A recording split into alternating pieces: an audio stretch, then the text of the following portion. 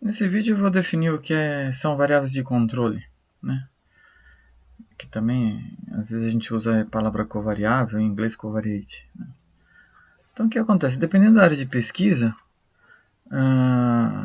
existem variáveis que influenciam o resultado daquilo que você obtém no seu modelo. Então isso é conhecido como lurking variable, confounders, e assim vai, né?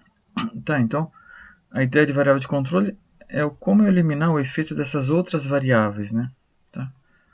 Aqui tem um artigo interessante aí que ele cita que 68% dos artigos publicados usaram algum tipo de variável de controle, né? Então vamos lá.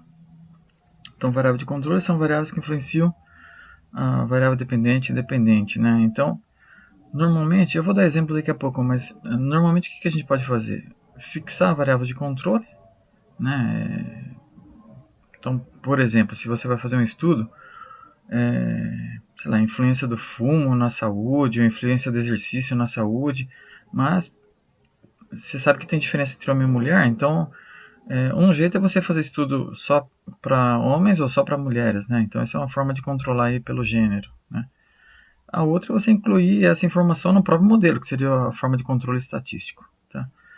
E então o que está por trás dessa discussão é sempre tentar eliminar explicações alternativas, né? Então, por exemplo, você fala assim, ah, tal tipo de prática esportiva não melhorou a saúde, mas será que de repente tem alguma influência de uma variável que você não controlou, né? Tá? Por exemplo, alimentação, né? Então aqui, esse é um trecho do artigo do Becker, que ele entra com essa discussão, né? Ele fala que basicamente existem dois tipos de controle, né? O experimental e o estatístico, né? E então vamos lá, aqui um exemplo de controle experimental, né? Então vamos pensar o seguinte, eu quero saber, eu tenho dois tipos de copo aqui, e quero saber qual dele que mantém o chá aquecido por mais tempo. Vamos fazer um experimento bem simplesinho. Então eu vou colocar o chá aqui e vou medir a temperatura ao longo do tempo. Tá? Então o que acontece? Algumas variáveis a gente tem que manter sob controle. Então, por exemplo, se eu colocar aqui um exemplo, 200 ml de chá e aqui 100 ml de chá, provavelmente esse aqui que é 100 ml resfria mais rápido, mas você fala, pô, mas não é isso que eu quero responder, né? Então, o volume deveria ser igual. Outro problema é o seguinte, quer dizer, se eu colocar aqui um chá mais quente nesse copo e um chá mais frio no de baixo, a taxa de resfriamento também pode mudar, né? Então, de novo, né? O volume e a temperatura inicial tem que manter igual nos dois, né? Tá? Então isso a gente vai falar que é um controle experimental. Né? Outro exemplo de bobinho, né? Mas eu quero saber a influência da luz no crescimento das plantas, por exemplo, né? Então a gente vai preparar um experimento onde um conjunto vai ser exposto 2 horas por dia à iluminação e outro conjunto 4 horas por dia. Né? E a gente vai pesando a planta, né, para ver como que ela cresce. E aqui, por exemplo, chegamos nesse gráfico. Né? Agora, o que acontece? Que outras variáveis que podem influenciar o crescimento da planta, além da iluminação? Então, por exemplo, se em uma delas eu colocar um volume de água maior que no outro, pode ser que o volume de água influencie o crescimento também. Né? Então, eu tenho que manter o volume de água nos dois casos iguais. Né? Umidade do ar, temperatura do ar, qualidade do solo, se tem vibração, não tem vibração. Então são todas variáveis que podem influenciar no crescimento, na taxa de crescimento. Só que elas não são o foco do meu estudo. Meu estudo é saber se a iluminação influencia no crescimento ou não. Tá? Então, aqui a ideia de controle experimental qual que é? Eu vou manipular a iluminação e vou medir o peso. Tá? Então, o que a gente chama de variável independente e variável dependente. Tá? E todas as outras que influenciam também o peso e o crescimento, eu vou controlar elas, fazer o máximo possível para fixar. Tá? E a ideia aqui é eliminar explicações alternativas. Então, por exemplo, se eu chego na conclusão que aqui a que foi exposta mais horas por dia foi a que teve mais iluminação, eu falo, então a iluminação influencia o crescimento. Mas, se eu não tomei cuidado com a quantidade de água, por exemplo, pode ser que aquela que cresceu mais rápido não foi por conta da iluminação, foi por conta da quantidade de água. Tá? Então, essa é a ideia do controle. Né? Tá, e essas variáveis que influenciam o, o modelo, né? Então, por exemplo, eu quero estudar a relação entre x e y, mas eu posso ter outras variáveis que influenciam as duas. Né? Então eu até coloquei aqui um link, depois eu deixo no descritivo, né? O próprio Wikipedia traz lá algumas definições e exemplos que vale a pena dar uma lida, tá? Aqui também é um livro que eu recomendo comprar, né? E esse aqui, daqui 3 vídeos eu vou citar ele, e realmente é um livro muito bom. E ele coloca esse exemplo, então aqui são medidas de várias pessoas, né? Então o que está estranho aqui, né? Quanto mais exercício físico a pessoa faz, aumenta a taxa de colesterol, né? Você fala, pô, eu não sou médico, mas você fala, pô, a expectativa é o contrário, né? Que eu fizesse mais exercício e o colesterol diminuísse, né? Então o que ele levanta? Pô, será que não tem uma terceira variável que influenciando essa relação?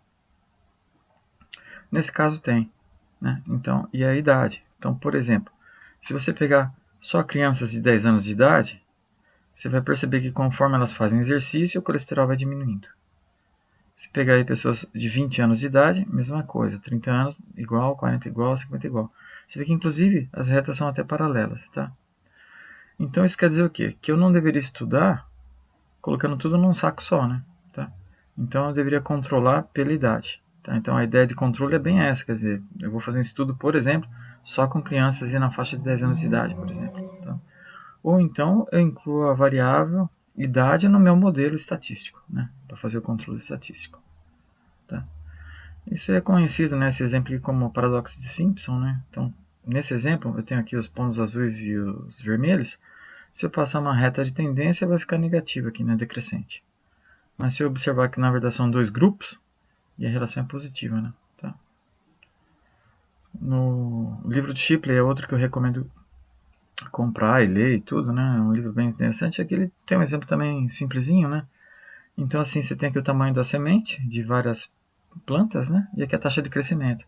Você vê que a relação aqui, no geral, deu negativo. Né?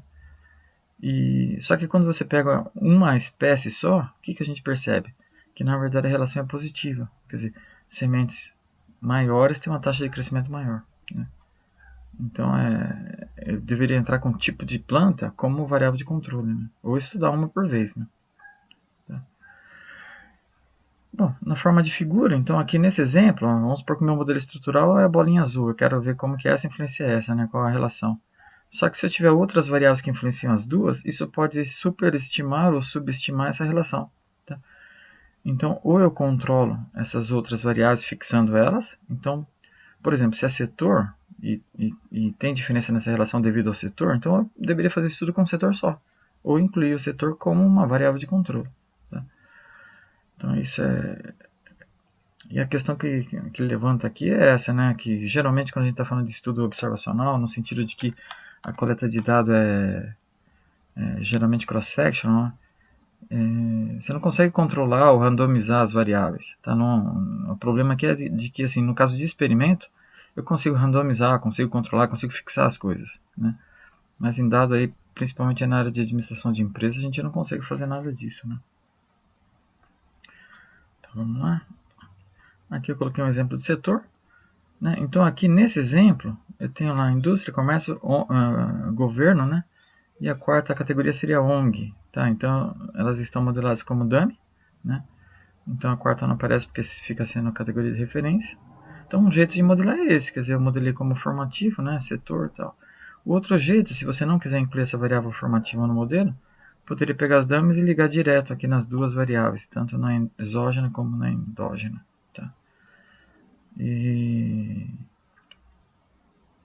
essa variável de controle, nesse exemplo, ela é categórica, né? Mas ela pode ser numérica também, não tem problema. Tá? Então, o controle estatístico é esse. A variável de controle ela entra no modelo como uma variável exógena. Tá? Então, lembrete, né? Aqui de estudo para estudo, o status da variável pode mudar. Então, por exemplo, o gênero, num artigo ele pode estar como variável de controle, mas em outro ele pode estar como variável moderadora, por exemplo. Então é interessante você, mesmo quando usa uma variável como de controle, relatar todos os resultados dela, como se ela fosse uma variável independente do modelo mesmo, né? Então ela não é uma variável de segunda categoria, tá? E isso ajuda os próximos pesquisadores, né?